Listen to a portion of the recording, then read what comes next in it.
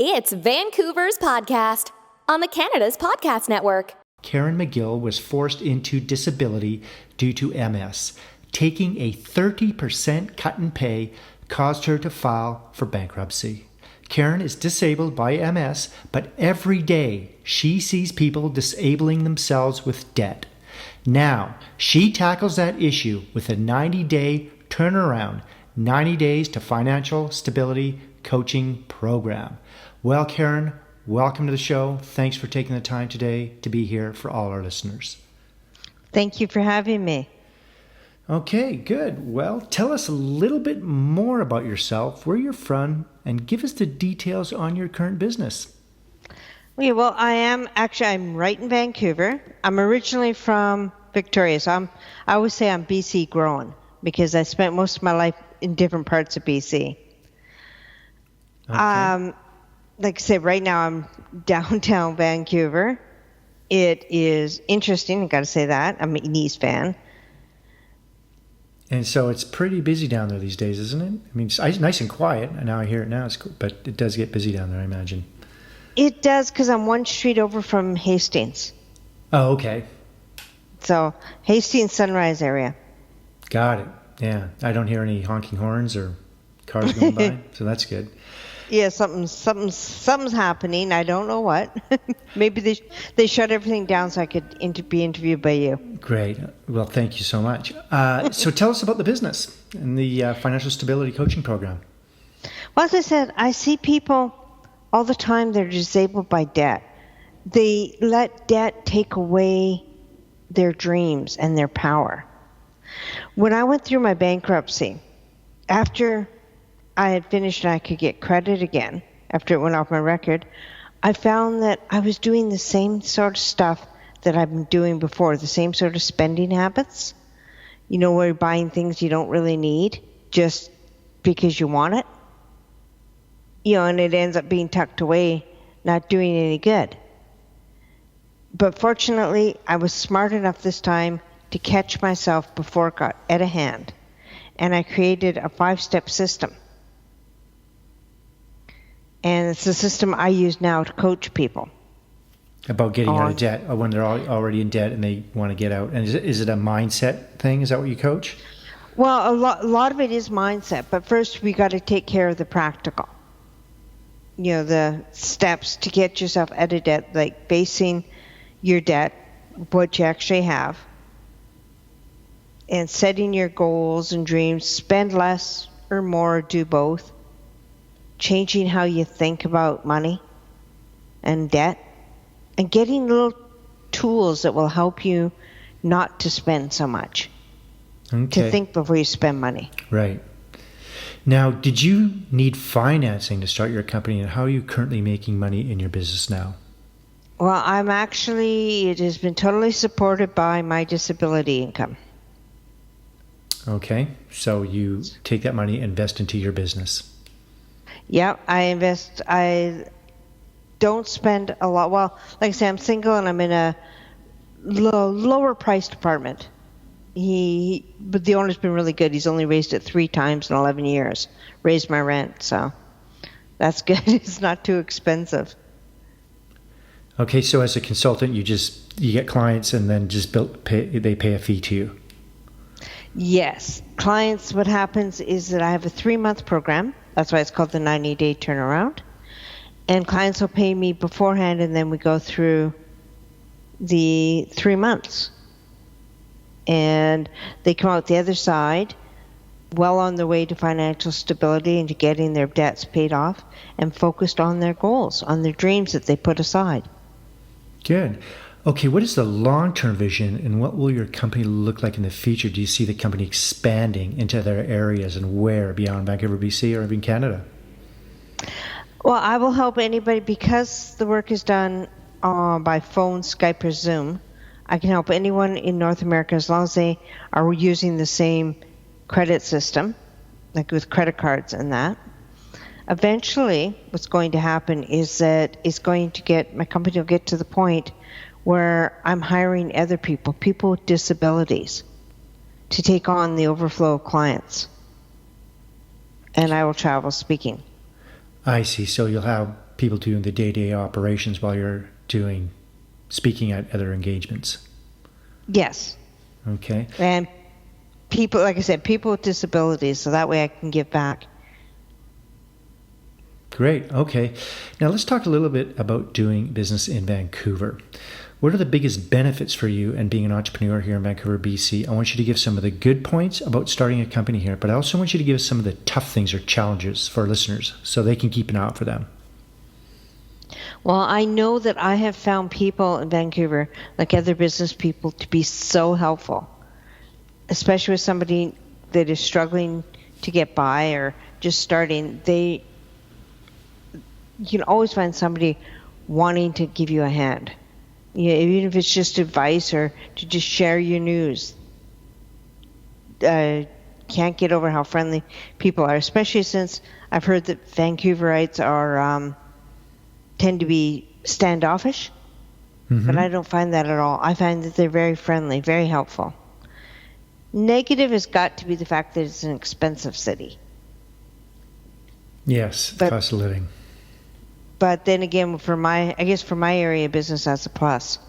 Yeah, everyone's trying to get by and pay their rent, their mortgages, and get out of their credit card debts. Just trying to get by. Okay, now we do some of our best work outside the office. Is there a place in the Lower Mainland, close to where you live or work, where you like to go recharge or get inspired or just think about your business? And does it change with the season, considering all the rain we get here? Well, I love to go to Hastings Park to the bird sanctuary. I don't know if you've ever been there, near the P&E grounds. Okay, yes. Mm-hmm.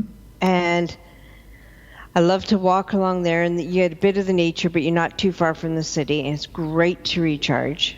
I do it in the rain sometimes, too. The only time I can't do it is with P&E because they close it. Okay. And so rain doesn't seem to bother you. You'll go out any time and do that. Yeah, I figure if you're going to live in Vancouver, you better like the rain. Yeah. Okay, well, we have a lot of listeners that live outside of Vancouver, and they potentially might want to come here. So I want you to speak to them on this next question. If you were to start all over again and you just moved here to Vancouver, BC, but this time you don't know anyone, knowing what you know now, what would you do, and how would you go about starting all over again as an entrepreneur? Find the right meetup groups so you can connect with the right people. People that are going to help you. Any in particular that you might recommend? Well, I've just joined Connect now. It's actually a Lower Mainland networking organization. They have groups out in Abbotsford and Walnut Grove. I'm trying to remember everywhere they had one. In Vancouver. And do that and find the like-minded people, the people that are going to help you the most. Right. Good. Okay, let's talk about your routine. What does the first hour look like for you when you get up in the morning? Do you have a specific routine or a ritual that helps you get motivated to start your day? Well, I usually do the same thing. I think I'm a creature of habit because I get up and I brush my teeth and get dressed, then make my bed, then come out and turn on the computer and open the drapes and put away my dishes from the night before, and then come in and check my email and everything. Oh, and get my glass of apple cider vinegar and water. Why that drink? Keeps you healthy, and I'm always trying to lose weight, so it's helping that way too. Okay. Now, do you think entrepreneurs have to be weird or unique in a positive way, or are wired differently? I think it helps. You have to be able to think outside the box, because there's so many things I've tried that haven't worked. So you've got to think outside the box for like promotion ideas, or for a new business. Just think outside the box and how to get it going. It's a mindset. It's got to be able to always think creatively. And yeah, so being a bit weird, like my brother told me at Christmas time, I went out to see him in Calgary. He said, well, Karen, you are unique, which I think is his nice way of telling me I'm weird. Okay, that could be it. Okay, what books are you reading now and why, or even audiobooks? And can you recommend any books for our listeners who are also aspiring entrepreneurs? I am reading a book on marketing to women. I'm having a tough time getting through it. Don't ask me why. It looks like it's going to be a good one because women are responsible for what 83% of the purchases. So you got to learn how to market to them. And I'm reading books on like the law of attraction. I've got one here, the law of attraction. I'm doing some work with someone on that. Have you seen the movie The Secret? Yes, I've got a copy of it. So I've seen it a couple times. And Zero Debt is another book I'm reading. Yes, I have 3 or 4 books going at the same time. Okay, any online or offline tools that you like to use on a daily basis? I go to nomordebts.org, and I use their calculators a lot, especially working with new clients to see how much. I go in there, I'll show you, like, you take a debt and the interest rate and how much you're paying. And I can find out how long it's going to take them to pay it off and how much interest they're going to pay. And then when we get a lower interest rate, they'll be able to see how much they've saved. Okay. Now, we're going to talk a little bit more about Vancouver again. Okay. Very beautiful city. We have everything here. We have the mountains, we have the ocean, lakes, streams, places to go, hiking, you name it, we got it. How do you balance work, and how do you relax and not even think about work? And what are your favorite activities to do here in BC? Do you like to ski, bike, kayak, golf, hike, or simply go for a drive? I like to walk. I used to write a blog on Vancouver and its history. In fact, it inspired 2 novels that I wrote. But I like to walk, and especially walk down Chinatown and Gastown and just see the history. I love the old buildings down there. It recharges me sometimes to go through Chinatown. If you weren't doing what you do now, what would you like to do for a profession? If I had my druthers, it would probably be, I fell in love with speaking about 5 years ago when I first got on a stage. I really love public speaking. What kind of a job would you not like to do? Well,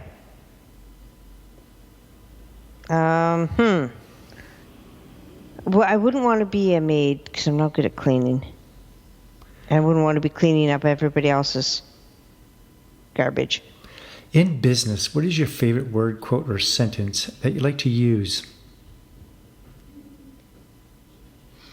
Persistence. I love that word because it's the only way you get things done is to keep being persistent. Never give up. That's it. What is your least favorite word or sentence you do not like to hear? Try. I don't like to hear people say, oh, try. If you had to pick 1 or 2 words to describe yourself, what would it be and why? Okay. Well, persistent, because I am persistent. I don't give up. And funny, because I like to make people laugh. Humor is a skill for you. Yes. Except for it's kind of a weird sense of humor, so a lot of people don't get it. Is it sarcasm? Dry humor? Sometimes, or it's just I'll come out with something and people look at me strangely. I'll go, okay, they didn't think that one was funny. What keeps you up at night, if anything? Actually, no, I sleep fairly well. Just worried about how everything's going to go, worry about the future. I don't do that a lot. I tend to sleep really well and just go, okay, what's going to happen tomorrow's going to happen. Okay. I want you to give us the top 3 things on your inspired life list. This could be a bucket list of any sort, whether you want to do travel more, write your own books, or you've done books, so write some more books, do a TEDx talk, might be something you might want to do. Anything like that? Philanthropy? I do want to do a TEDx talk. I would like to, one of my heroes is Rick Hansen, so I'd like to meet him. I am on his ambassador program. I'd like to meet Rick Hansen. I'd love to go to Adelaide, Australia, because there's a winery there called the Magill Winery, same spelling, and get a case of wine and send it back. I just thought it'd be neat to have some wine with my name on it. Red or white? Probably white. I get headaches from red wine. Okay, do you have any advice that you may have received that you can pass on to entrepreneurs throughout BC? It was basically my same theory about never give up, just keep trying. Keep looking. Okay. Keep looking for your angle, how you're going to do it. So find your niche, your angle, what your strength is, what your passion is, and then go for it. That's it. Thank you. Okay. Okay, Karen. Well, as we all know, entrepreneurs are very, very busy people, and we're always on the go. And one of the things we want to do is slow down sometimes, and we're going to let you do that.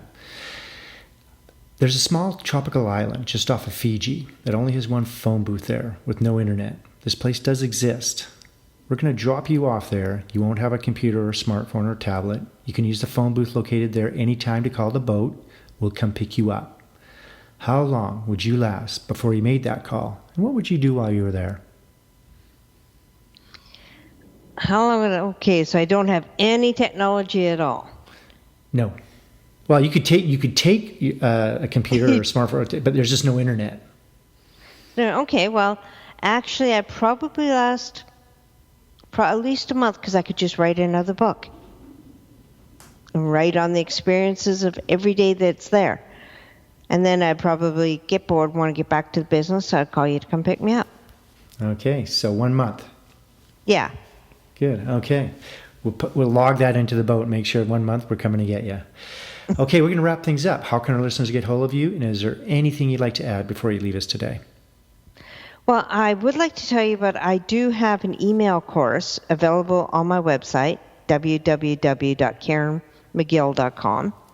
And it's showing you the 5-step process that I used to save myself over $400,000 in future credit card interest charges. And there's no charge for this course.